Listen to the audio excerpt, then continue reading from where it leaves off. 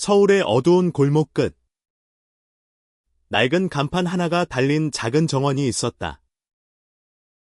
사람들은 그곳을 깨이 정원이라 부르며 비웃었다. 하지만 그 정원에서 시작된 사랑은 민재의 인생을 영원히 바꿀 운명이었다. 민재는 매일 밤 그 정원에 앉아 있었다. 27. 키가 크고 마른 체구의 그는 낡은 재킷을 입고 손에 연필을 쥐고 있었다. 그의 손끝에서는 종종 꽃밭을 닮은 스케치가 탄생했다. 서울의 번화가에서 멀리 떨어진 이곳. 강남의 뒷골목에 숨겨진 정원은 민재에게 유일한 안식처였다. 그는 낮에는 카페에서 바리스타로 일하며 생계를 꾸렸지만 밤이 되면 이곳에서 자신만의 꿈을 그렸다. 또 여기야. 민재. 목소리는 어둠 속에서 울렸다. 태호였다. 29. 미국에서 자란 한국계 남성. 그는 세련된 코트를 입고 있었지만 그 눈빛에는 어딘가 외로움이 묻어 있었다. 태호는 민재와 달리 성공한 사진작가였다.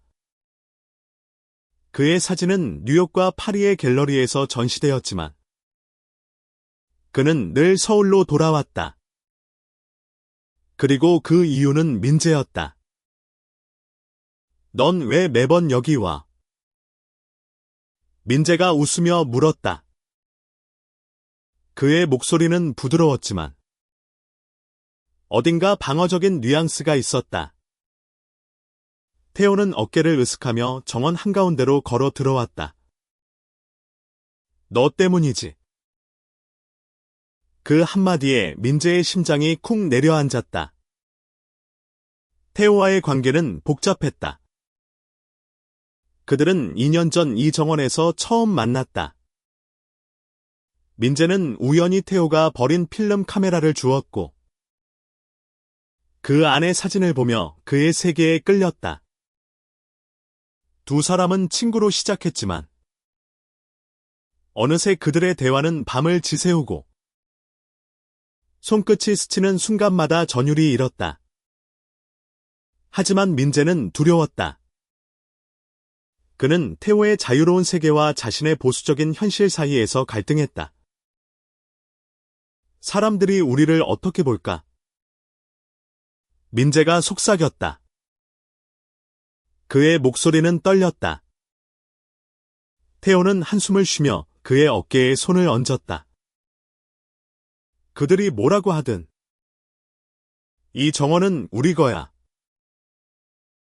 하지만 그들의 정원은 안전하지 않았다.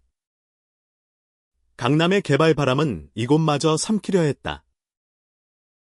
어느 날 민재는 정원 입구에 붙은 철거 공고를 보았다. 재개발 예정지라는 글씨가 그의 가슴을 찔렀다. 이곳은 단순한 정원이 아니었다. 민재의 부모님이 남긴 유일한 유산.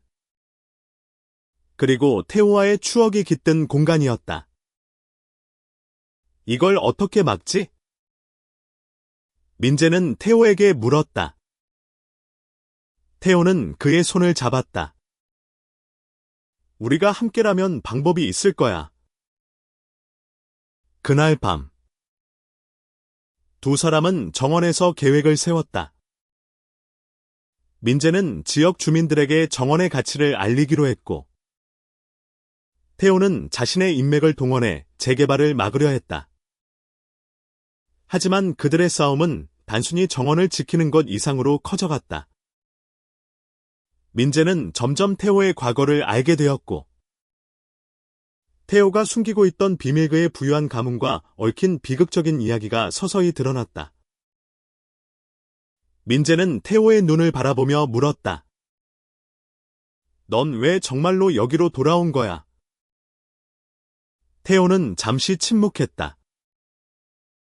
그리고 낮은 목소리로 말했다. 내가 잃어버린 걸 되찾으러. 그 순간 민재는 알았다. 이 정원은 단순한 장소가 아니었다. 태호의 과거, 그리고 그들의 미래가 얽힌 운명의 시작점이었다. 태호의 과거는 민재에게 점점 더 큰 그림자로 다가왔다. 그는 미국에서 성공한 사진작가로 알려졌지만 그의 가족은 한국의 재벌 가문이었다. 태호는 그 가문의 유일한 후계자였지만 어린 시절 가족과의 갈등으로 미국으로 도망쳤다. 민재는 태호가 말하지 않은 부분들을 그의 사진에서 읽었다. 그의 작품에는 늘 고독과 상실감이 깃들어 있었다. 너희 집안이 그렇게 대단한데 왜 이런 골목 정원에 집착하는 거야? 민재가 물었다. 태호는 미소 지으며 대답을 피했다. 그냥. 이곳이 특별하니까. 민재는 태호의 대답에 만족하지 않았다. 그는 태호가 뭔가를 숨기고 있다는 걸 직감했다. 그들의 정원을 지키기 위한 싸움은 점점 더 치열해졌다. 지역 주민들은 민재의 호소에 귀 기울였지만 재개발을 추진하는 대기업은 막강했다. 민재는 매일 밤 정원에서 주민들과 모임을 가졌다. 그들은 촛불을 들고 정원의 역사와 추억을 나누었다. 한편 태호는 자신의 인맥을 동원해 재개발 회사의 내부 정보를 캐냈다. 그는 뉴욕에서 만난 한 기자를 통해 재개발 프로젝트의 비리 의혹을 파헤쳤다. 하지만 그 과정에서 태호는 자신의 가족과 마주해야 했다. 그의 아버지 최 회장은 재개발 프로젝트의 주요 투자자였다. 너 아직도 그 한심한 정원에 매달리냐? 최 회장은 태호를 만나자마자 비웃었다. 그곳은 아무 가치도 없어. 태호는 이를 악물었다. 그 정원은 내 전부야. 민재는 태호의 갈등을 눈치챘다. 그는 태호가 가족과의 싸움에서 얼마나 상처받았는지 알게 되었다. 태호의 어머니는 그가 게임을 알았을 때 그를 집에서 내쫓았다. 그 상처는 태호가 서울로 돌아온 이유였다. 그는 정원에서 민재를 만나며 비로소 치유를 시작했다. 내가 너를 지켜줄게. 민재는 태호의 손을 잡으며 말했다. 그들의 손은 차가웠지만 서로의 온기가 스며들었다. 하지만 위협은 점점 가까워졌다. 어느 날 민재는 정원에 몰래 들어온 괴한들에게 공격당했다. 그들은 민재를 위협하며 정원을 포기하라고 협박했다. 민재는 겁에 질렸지만 태호를 떠올리며 이를 악물었다. 그는 정원을 지키기 위해 싸울 각오가 되어 있었다. 태호는 민재의 부상을 보고 분노했다. 그는 자신의 아버지와 맞서기로 결심했다. 이제 그만둬. 아버지. 이건 단순한 사업이 아니야. 최 회장은 차갑게 웃었다. 너 같은 놈 때문에 가문의 이름이 더럽혀졌어. 그 말은 태호의 가슴을 찔렀다. 하지만 그는 물러서지 않았다. 민재와의 사랑. 그리고 그들의 정원은 그가 지켜야 할 전부였다. 민재는 부상에서 회복하며 정원을 지키기 위한 새로운 계획을 세웠다. 그는 지역 예술가들과 협력해 정원에서 전시회를 열기로 했다. 태호의 사진과 민재의 스케치로 정원의 아름다움을 알리는 것이 목표였다. 전시회는 큰 반향을 일으켰다. 젊은 예술가들과 지역 주민들이 모여들었고 SNS를 통해 정원의 이야기가 퍼져갔다. 하지만 재개발 회사는 물러서지 않았다. 그들은 전시회를 방해하기 위해 사람들을 보냈다. 민재와 태호는 점점 더 큰 압박을 느꼈다. 특히 민재는 자신의 가족에게도 비난받았다. 그의 보수적인 부모는 민재가 태호와 함께 있는 것을 못마땅해 했다. 너 때문에 우리 집안 망신이야. 민재의 아버지가 소리쳤다. 민재는 가슴이 무너졌지만 태호의 손을 잡으며 힘을 얻었다. 태호는 민재에게 자신의 비밀을 털어놓았다. 그의 가문은 오래전부터 서울에 이 땅을 소유하고 있었다. 그리고 그 정원은 태호의 조부가 사랑했던 장소였다. 태호의 조부는 게이였고 그 정원에서 자신의 연인과 추억을 쌓았다. 하지만 가문의 압박으로 그들은 결국 헤어졌다. 태호의 조부는 죽기 전 정원을 태호에게 남겼다. 이 정원은 내 조부의 사랑이야. 태호가 말했다. 그리고 이제는 우리의 사랑이기도 해. 민재는 그 말에 눈물을 흘렸다. 그는 태호와 함께 이 정원을 지키기로 다짐했다. 그들은 전시회를 성공적으로 마무리했고 정원의 이야기는 전국적으로 퍼졌다. 하지만 그들의 싸움은 이제 시작이었다. 재개발 회사는 마지막 카드를 꺼냈다. 그들은 정원의 소유권을 문제 삼으며 태호의 가문과 법적 다툼을 시작했다. 민재와 태호는 변호사를 고용해 싸웠지만 자금이 부족했다. 그때 태호의 오랜 친구이자 변호사인 지연이 나타났다. 그녀는 태호의 조부가 남긴 유언장을 찾아냈다. 유언장에는 놀라운 내용이 담겨 있었다. 태호의 조부는 정원뿐 아니라 가문의 거대한 성을 태호에게 상속했다. 하지만 그 성은 재개발 회사와 얽힌 복잡한 계약 속에 묶여 있었다. 이 성이 우리를 구할 수 있을까? 민재가 물었다. 태호는 미소 지었다. 우리가 함께라면 가능해. 유언장의 발견은 민재와 태호에게 새로운 희망을 주었다. 하지만 성의 상속은 간단하지 않았다. 태호의 아버지 최 회장은 유언장을 무효화하려 했다. 그는 태호가 게이임을 이유로 가문의 후계자로 인정하지 않았다. 법정 싸움은 치열했고 민재는 태호가 점점 지쳐가는 모습을 보았다. 내가 너한테 너무 큰 짐을 지운 건 아닐까? 태호가 어느 날 밤 민재에게 물었다. 그의 목소리는 갈라져 있었다.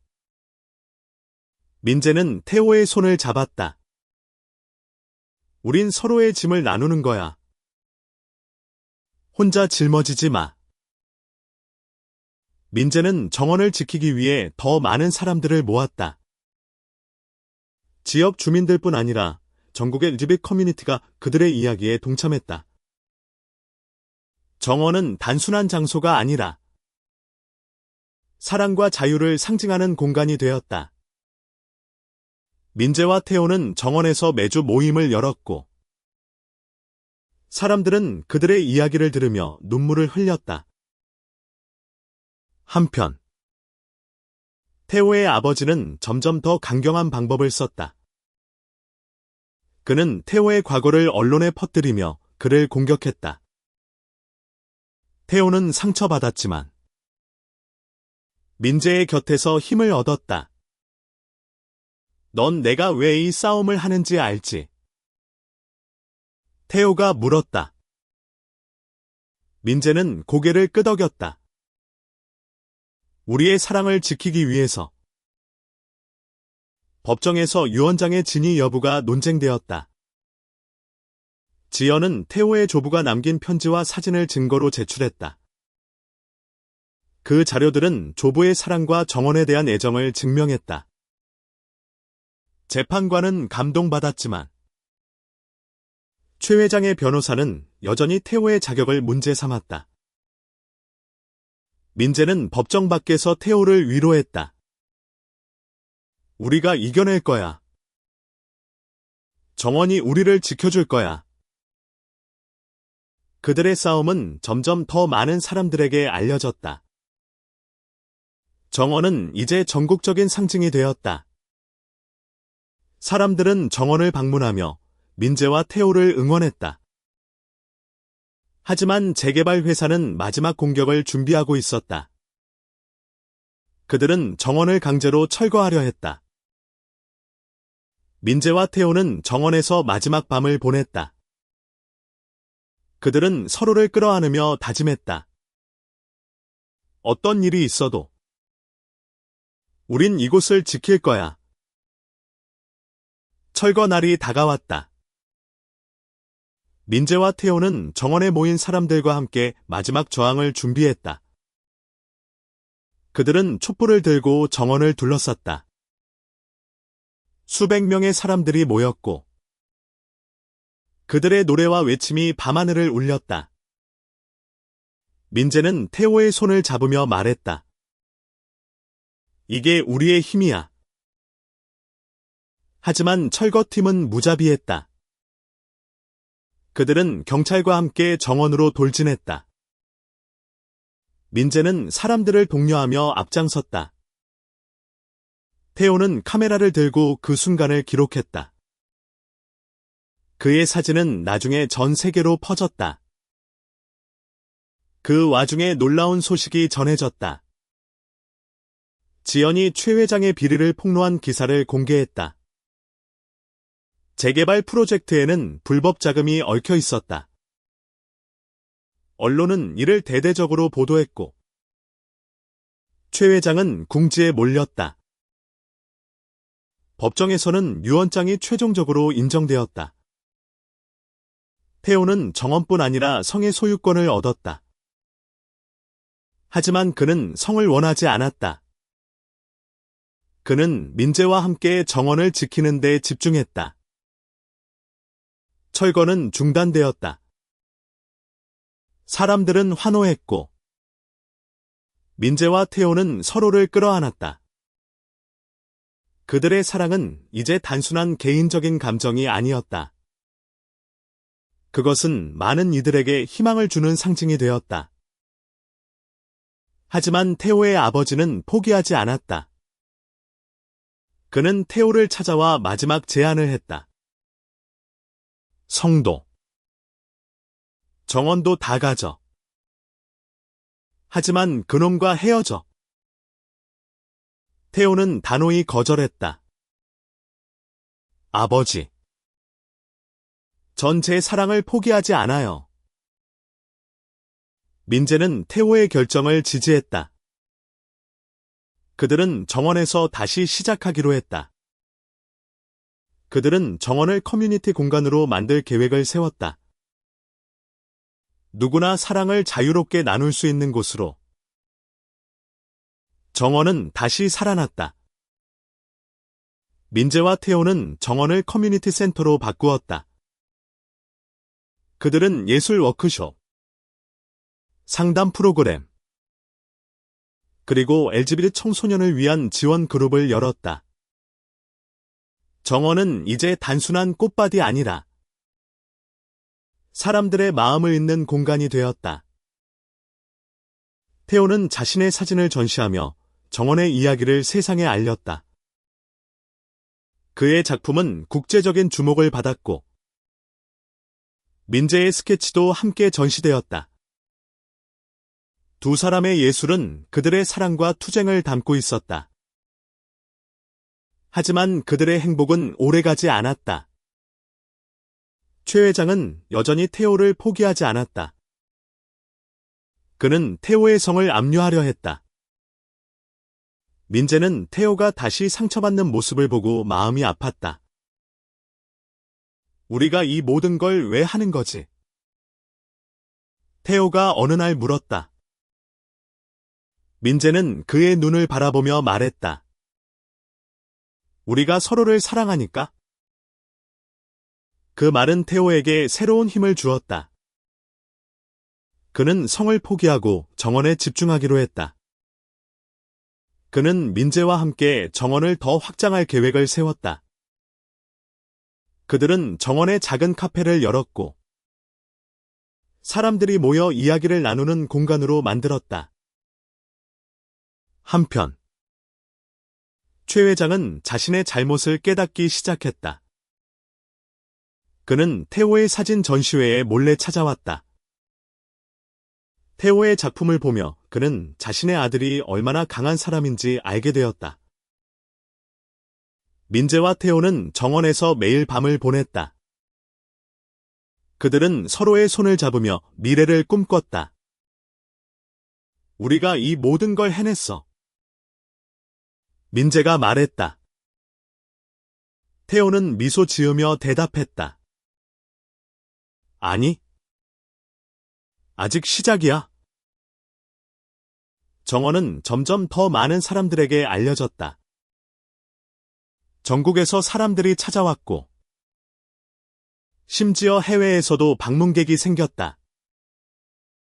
민재와 태호는 정원을 중심으로 새로운 커뮤니티를 만들었다. 그들은 정원을 사랑과 포용의 상징으로 만들었다. 하지만 태호의 아버지는 여전히 그들을 괴롭혔다.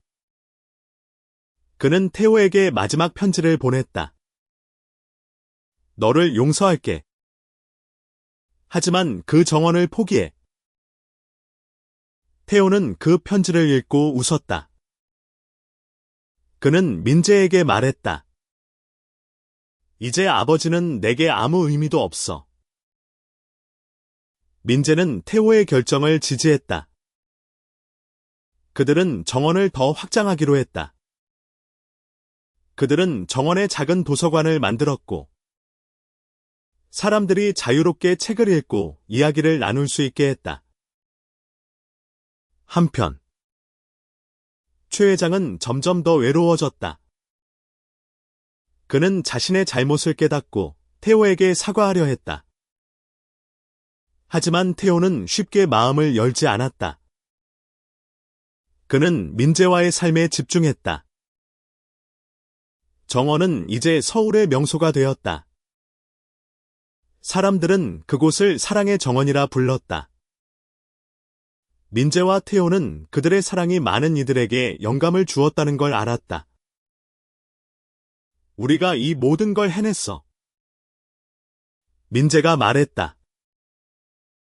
태호는 그의 손을 잡으며 말했다. 이제 시작이야? 정원은 이제 전 세계에 알려졌다. 민재와 태호는 정원을 중심으로 새로운 삶을 시작했다. 그들은 정원에서 결혼식을 올렸다. 수백 명의 사람들이 그들을 축하하며 모였다. 태호의 아버지는 결국 마음을 바꿨다. 그는 결혼식에 찾아와 태호에게 사과했다. 내가 틀렸어. 그의 목소리는 떨렸다. 태호는 아버지를 끌어안았다. 이제 괜찮아요. 민재와 태호는 정원을 계속해서 가꾸었다. 그들은 정원에서 아이들을 위한 예술 프로그램을 열었고, 많은 이들에게 희망을 주었다. 어느 날, 민재는 태호에게 물었다. 우리가 이 모든 걸 왜 했을까? 태호는 미소 지으며 대답했다. 사랑이니까. 그들의 정원은 이제 단순한 장소가 아니었다. 그것은 사랑, 용기, 그리고 포용의 상징이었다. 사람들은 더 이상 그곳을 게이 정원이라 비웃지 않았다. 대신 그들은 그곳을 사랑의 정원이라 불렀다. 민재와 태호는 정원에서 손을 잡고 미래를 꿈꿨다. 그들의 사랑은 세대를 이어 전해질 이야기였다. 그리고 그들은 알았다. 어떤 어려움이 와도 사랑은 언제나 승리한다는 것을.